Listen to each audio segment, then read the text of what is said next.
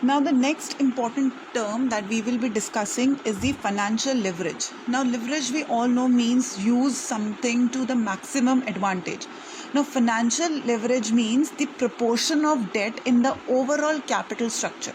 So, in your overall capital structure, what is the proportion of debt? So, that is what your financial leverage is, which is also called as your trading on equity or capital gearing. Now we know that cost of funds is equals to cost of debt plus cost of equity. So as financial leverage increases, cost of funds decline as debt is a cheaper source of funds. As it refers to use of any source of long-term fund that carry a fixed rate of interest to increase the earnings available to equity shareholders. So the reason for this higher earning per share with debt are, that means when there is a proportion of debt, when there is a more proportion of debt in your capital structure, so it is likely said that the earning per share of the equity shareholders are higher. Why? The reasons are, first, the rate of return on investment is more than the cost of debt, because we know that debt is a cheaper source, so the rate of return on investment is more than the cost of debt. Then interest paid on debt is tax deductible. We all know that it is tax deductible, and so there is a saving on the amount of income tax that company will require to pay.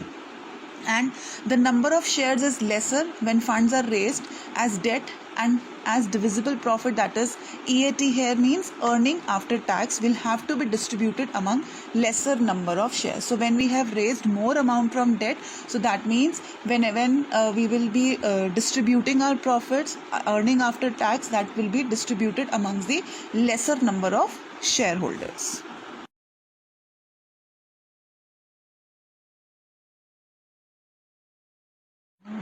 Now, use of financial leverage, however, involves a risk to equity shareholders also. As we had discussed that the financial leverage is the proportion of debt in the overall capital structure, and the increase in the increase in the proportion of debt tends to increase the profit earned by the shareholders, but there is a condition. Increase in the proportion of debt tends to increase the profit earned by the shareholders, but there is a condition, because even if there is a small change in EBIT, here EBIT means earning before interest and tax, will cause a great changes in the earning per share and return on equity. So we had discussed the term trading on equity, which means that increase in profit earned by the shareholders due to the presence of fixed financial charges like interest. That means when there is an increase in the profit earned by the shareholders, why? Because of the presence of fixed financial charges like interest. So thus the benefit of trading on equity are available only when the following conditions are satisfied. First is that there has to be that the rate of earning is higher than the rate of interest on debt. That means whatever interest on debt you are paying should be less than your earnings. Then the company earnings are stable, are regular to pay at least the interest on debentures. There are sufficient fixed assets to offer as securities to lenders. And now there is a formula to compute the financial leverage, that is debt upon equity, or as the proportion of debt in the capital, that is debt upon debt plus equity, that is your capital structure. So again, I am repeating that trading financial leverage is the proportion of debt in the capital structure, and trading on equity is increase in profit earned by the shareholders due to the presence of fixed financial charges like interest. Now, in order to prove that the shareholders of a company are likely to gain with the debt component in the capital employed, now we will take the following example. Okay, now in this example, it says that a company requires 30 lakh to finance its operations. Now the expected rate of return is 15%, and the tax rate, that the taxes that they are paying, is 30%. So financing options are, option number 1, that is your plan A, is equity shares at rupees 10 per share. That means we have assumed in plan A that entire 30 lakhs have been raised by issuing equity shares. So no debt in the first plan A. Plan B says that equity shares, now the expected rate of return is 15%, and the tax rate, that the taxes that they are paying, is 30%. So financing options are, option number 1, that is your plan A, is equity shares at rupees 10 per share. That means we have assumed in plan A that entire 30 lakhs have been raised by issuing equity shares. So no debt in the first plan A.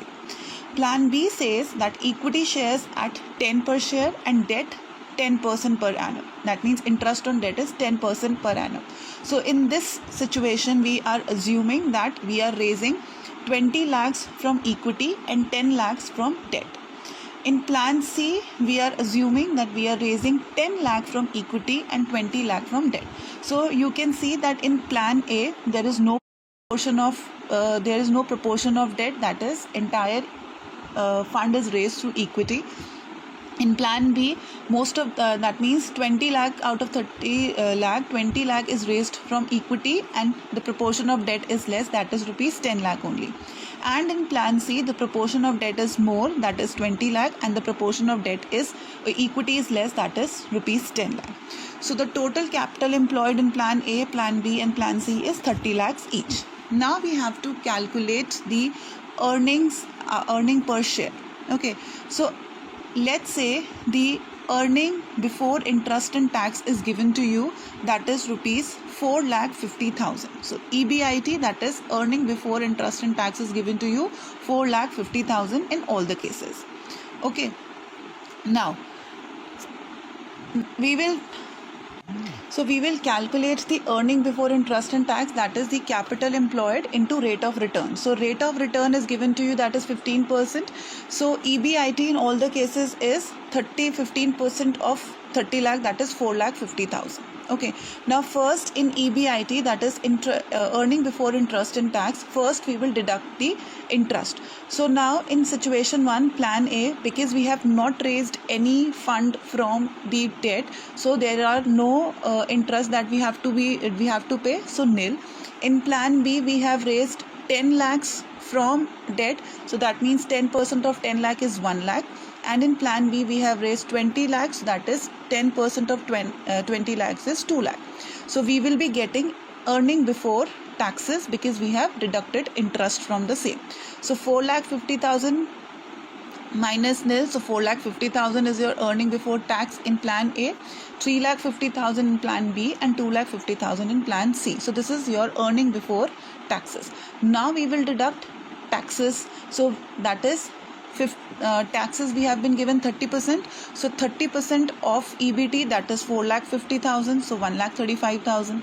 So in plan A, we are paying 1,35,000 as a tax. In plan B, we are paying 1,05,000 as a tax. In plan C, we are paying 75,000 as a tax. So can you see here the difference, that in plan A, we are paying more taxes because there is no proportion of debt. So we are not saving anything from taxes. In plan B, we are paying lesser amount as compared to plan A because we have a 10 lakh proportion as a debt. And in plan C, we are paying only 75,000 rupees. So as the proportion of debt increases, your tax liability also decreases.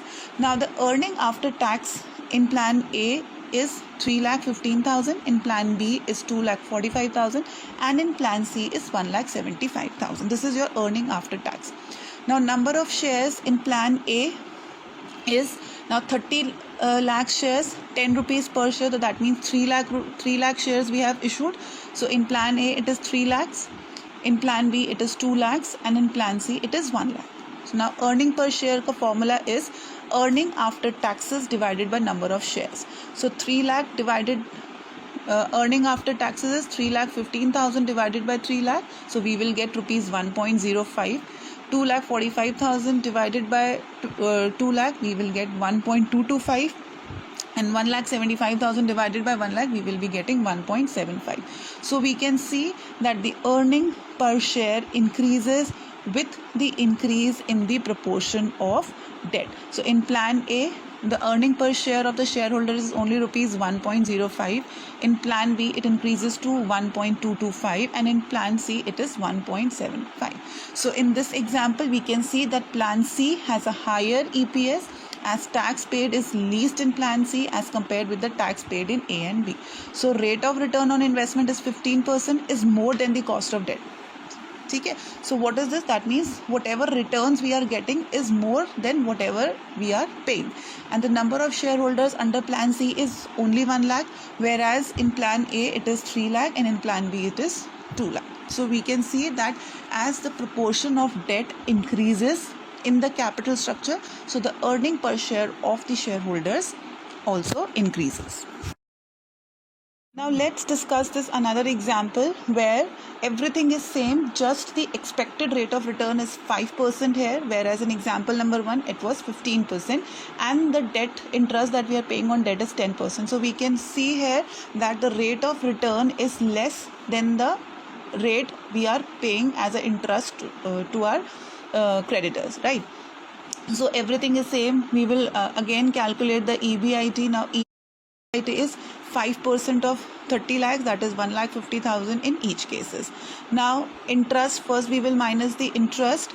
So in plan A again no debt, no funds are raised from debt, so nil. In plan B it is 1 lakh, in plan C it is 2 lakh. Then EBT, that is in earning before tax, in plan A it is 1,50,000. Okay, so 30% of 1,50,000, 30% of 50,000. Then earning after taxes will be your rupees 1,05,000 in plan A, rupees 35,000 in plan B, and 50,000 in plan C, minus 50,000 in plan C. Now number of shares in plan A it is 3 lakh, plan B it is 2 lakh, and in plan C it is 1 lakh. So earning per share in plan A it is 0.35, in plan B it is 0.175, and in plan C it is nil. So here we can see that with the increase in the debt, the company is actually incurring a losses. Why? Because the rate of return is less than the rate of interest that we are paying. So in this example, with an increase in debt, the company is actually incurring a losses. The rate of return is 5%, is lesser than the cost of debt. This is an unfavorable financial leverage that increases the financial risk. So we have seen that with the increase in the proportion of debt, the shareholders tend to increase, their earning per share tends to increase, but the rate of return should be higher than the cost of debt that we are paying. So now again I have uploaded the explanation on the capital structure. So before this I have already uploaded in the previous video, but still I am sending you some simple explanation on the capital structure once again. Please go through it very carefully. The meaning of capital structure. Now we have studied in class 11th also that we basically the sources of various, we classify the business finances, we classify them on the basis of time period, we classify them on the basis of ownership. So when we classify them on the basis of ownership, we have studied that we classify them into owner's fund and borrowed funds, right? So owner's fund is your equity share capital, preference share capital, reserves and surpluses, and the retained earning, that is your equity.